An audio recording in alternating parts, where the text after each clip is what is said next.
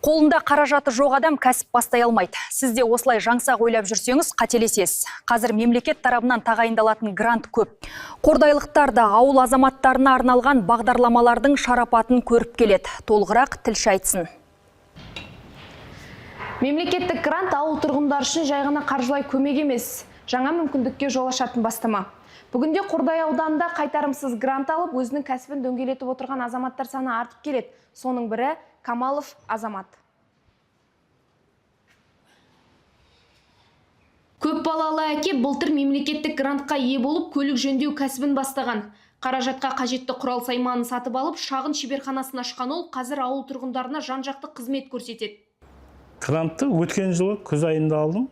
Берген грантқа жетпеген инструменттерімді алдым. Содан жұмыс бастап кеттім. Жұмысым жүріп жатыр міне. Құдайға шүкір, жаман емес, жақсы келіп жатыр адамдар жұмысқа. Отбасылық бизнес, бала шағамен өзіміз айтты. Ендігі жағында тағы осындай нелер болса, тағы да алсам деген бір нем бар, өз ойым бар. Мұндай мемлекеттік грант бірнеше нақты санат бойынша беріледі. Нақтырақ айтсақ, атаулы әлеуметтік көмек алушылар, көп балалы отбасылар, асыраушысынан айырылған азаматтар мен қандастар, сондай-ақ мүмкіндігі шектеулі жандар және ерекше бала тәрбиелеп отырған жанұялар бұл бағдарламаға қатыса алады. Басты мақсат тұрғындардың кәсіп бастауына қолдау көрсетіп, табысын арттыру дейді мамандар.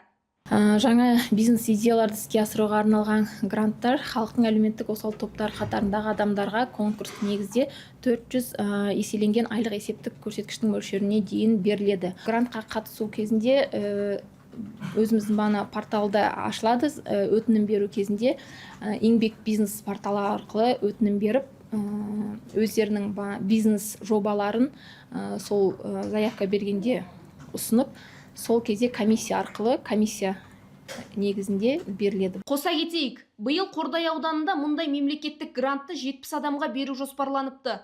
Бұл өз кезегінде бизнес ашамын деген азаматтарға тиімді мүмкіндік болмақ. Айгерім Қожабайқызы, Еркебұлан Болатұлы, Қордай 24 Ньюс.